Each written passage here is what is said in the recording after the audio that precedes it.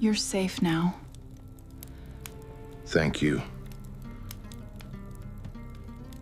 Before we begin this unforgettable Western tale, make sure to subscribe to Stories Hub Official and ring the notification bell so you never miss a powerful frontier story. Silas McCall was a mountain of a man with hands like anvils and a heart as vast as the Wyoming sky, known across the territory simply as the Bear. His remote ranch sat nestled between snow-capped peaks, where he raised cattle and kept to himself, needing only a cook to manage his hearty meals after long days on the range.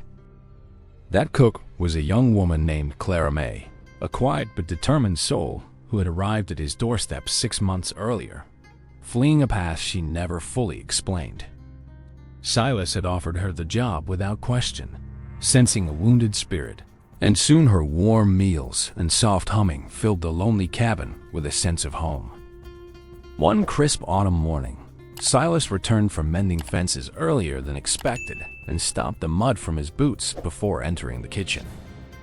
The smell of fresh biscuits and sizzling bacon welcomed him, but when Clara turned to greet him, his blood ran cold at the sight of her face. Dark, finger-shaped bruises marred her cheek and jaw, unmistakable handprints that told a violent story Clara was desperately trying to hide behind a forced smile. Silas gently caught her chin in his enormous hand, tilting her face to the flickering lantern light, and his deep voice rumbled softly asking who had laid hands on her. Tears welled in Clara's eyes as she tried to pull away, mumbling that she had simply stumbled into a doorframe, but the giant mountain man wasn't fooled for a single heartbeat. He knelt down to her level, his eyes full of a protective fire, and promised that no one would ever hurt her again if she just told him the truth. Clara broke down and confessed that the day before, while fetching supplies in the nearby town of Dry Gulch, she had encountered Jasper Kane, the ruthless cattle baron who once held her indentured. Jasper had grabbed her face with a cruel grip, demanding she return to work in his saloon, where she had been trapped years ago under a debt her father owed before his death. She had refused, and in a fit of rage, he left those handprints as a warning, threatening to come to Silas's ranch and burn it down if she did not comply by sundown. Silas listened, his jaw clenching like granite, and when Clara finished, he simply stood up, strapped on his worn leather gun belt, and loaded his revolver with deliberate calm. He told her to lock the cabin door and wait for his return, then mounted his massive black stallion and thundered down the mountain trail toward Dry Gulch, dust exploding behind him. The townsfolk of Dry Gulch saw the giant silhouette on the horizon and murmured nervously, for they had only ever seen Silas McCall when he came to trade, never with such fury in his eyes. He rode straight to the Golden Spur Saloon, the gaudy establishment owned by Jasper Kane, and dismounted with a heavy thud that silenced the chattering of nearby boardwalk loiterers. Pushing through the batwing doors, Silas scanned the dim room and spotted Jasper holding court at a poker table, surrounded by his hired guns and laughing boisterously. The piano music died as Silas's shadow fell across the felt table, and Jasper looked up, his smug grin faltering when he recognized the mountain man who employed his former cook.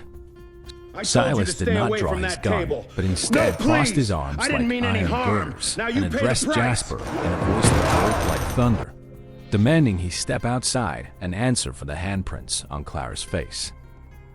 The saloon fell so silent you could hear the whiskey dripping from a broken bottle as all eyes turned to the cattle baron, whose pride wouldn't allow him to back down in front of the town. Jasper sneered and pushed his chair back, boasting that Clara was his property and he would mark her again if he pleased, then signaled his 2 armed men to rid him of this nuisance. In a blur of motion, Silas disarmed the first gunman by crushing the man's wrist in his grip, and the second was sent crashing through a card table with a single shove of his massive shoulder.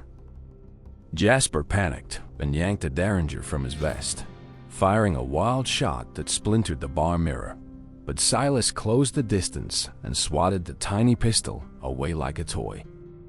With one hand, the giant lifted Jasper by his collar until his polished boots dangled above the sawdust floor, and the town watched in awe as the tyrant's face turned crimson with fear. Silas calmly told Jasper that he would never touch Clara again, and that if he ever came near the mountain ranch, he would find the bear waiting, and there would be no second warning. He then ordered Jasper to publicly confess what he had done to Clara and apologize to the whole town for the abuse he had inflicted for years on vulnerable women under his control. Trembling and humiliated, Jasper Kane stammered out an admission of his cruelty, revealing that Clara was just one of many whose lives he had crushed with his wealth and intimidation. The townsfolk, long oppressed by Jasper's power, gasped and began murmuring with a mix of shock and a growing sense of liberation that shook the foundations of their small society. Silas dropped Jasper in a heap and turned to leave, but the local sheriff, who had been bought off for years, finally found his courage and declared that charges would be filed against Kane. What happened next shook the whole town to its core, as dozens of citizens came forward to testify about Jasper's crimes, leading to his immediate arrest and the dismantling of his corrupt empire. Word of the giant mountain man's stand spread like wildfire through the territory, forever changing the power structure and giving hope to those who had felt voiceless for far too long. Meanwhile, up at the ranch, Clara May stood on the porch, wringing her apron, watching the trail with a heart full of dread until she saw the dog shape of Silas riding back unharmed. When he dismounted and walked toward her, she searched his face for any sign of violence, but all she found was a gentle smile and eyes that promised her safety from that day forward. He told her Jasper would never bother anyone again and that the town had awakened to justice.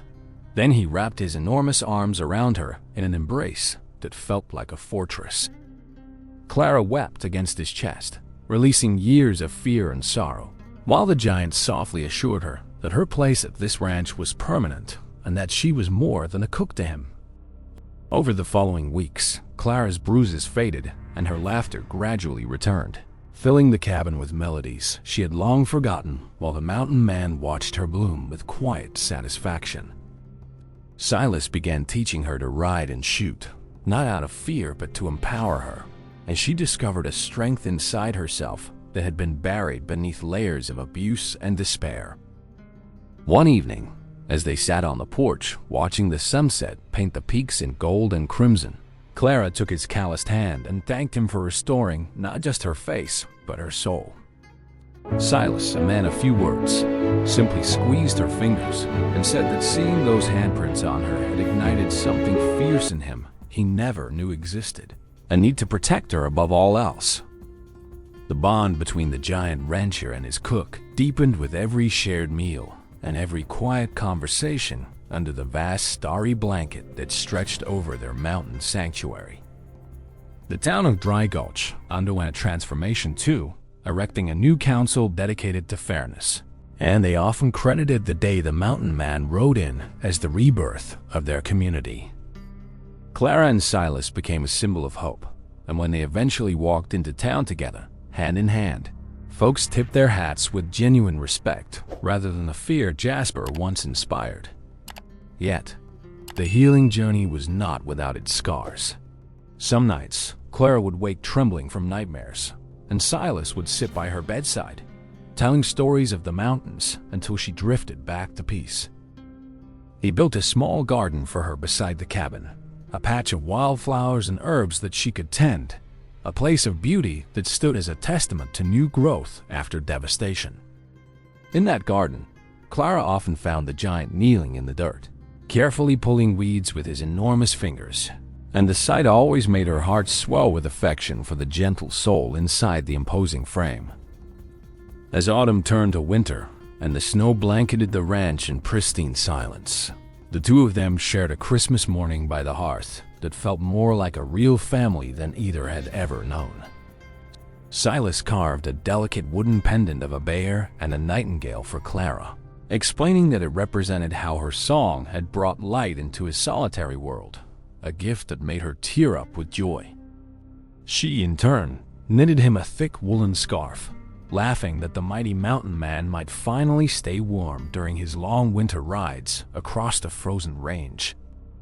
Their quiet life attracted the attention of a newspaperman from Cheyenne, who rode all the way to interview the couple about the incident that had shaken the region's entire outlook on justice. The article, titled "The Bear and the Nightingale: How a Giant Rancher's Love Conquered Tyranny," spread far and wide, bringing letters of gratitude from countless people who had suffered under similar oppressions. Silas was uncomfortable with the fame, but Clara gently reminded him that his courage had started a wave of change, and that ignoring the spotlight was not in service of those who still needed hope.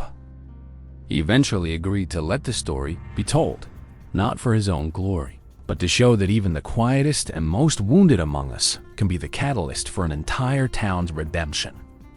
One spring afternoon, a young girl from a neighboring homestead rode up to their ranch, her eyes wide with admiration, and asked Clara if the stories about the giant mountain man were true.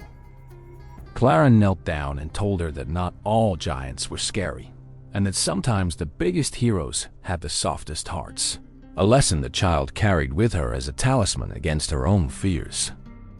The girl's family had been threatened by a remnant of Jasper's old gang, and Silas immediately saddled up to help, reinforcing his reputation not as a vigilante, but as a steadfast neighbor in a harsh land. That night, after resolving the trouble peacefully with his imposing presence alone, Silas returned to find Clara waiting with a lantern, her face aglow with pride for the man she had come to love deeply. They sat in the kitchen, and over cups of steaming coffee, they spoke of their past more openly than ever before, weaving their separate pains into a shared tapestry of survival and devotion. Silas confessed that he had once believed himself a monster because of his size and strength, only learning gentleness after a wise old trapper saved him from a lonely path of bitterness years ago. Clara shared that the handprints Jasper left were not the first she had endured, but they were the last, because Silas had shown her that she deserved to be cherished rather than possessed. In that sacred moment of vulnerability, the mountain man cupped her face with a tenderness that erased every memory of violence, and he asked her to be his partner not just in the kitchen, but in life. She said yes with a tearful laugh, and their engagement was celebrated by the entire town, which organized a gathering to transform Dry Gulch into a carnival of music, dancing, and hope. The wedding took place on a mountain meadow where wildflowers burst in a riot of color, with the peaks standing as silent witnesses to the union of the gentle giant and his resilient bride. The sheriff, now a true keeper of the law, officiated the ceremony and publicly thanked Silas for awakening the courage that still echoed in the strengthened spirit of their community. Even the old newspaperman attended, scribbling notes for a follow-up story that would celebrate the restorative power of love and justice in a place once ruled by fear and corruption. After the vows, Silas lifted Clara onto his shoulder like she weighed nothing, and they danced under a canopy of stars while the entire town cheered, their laughter ringing through the canyon. Years later, children in Dry Gulch would hear the legend of the mountain man who saw handprints on his cook's face and sparked a pause, revolution of kindness that reshaped their entire world.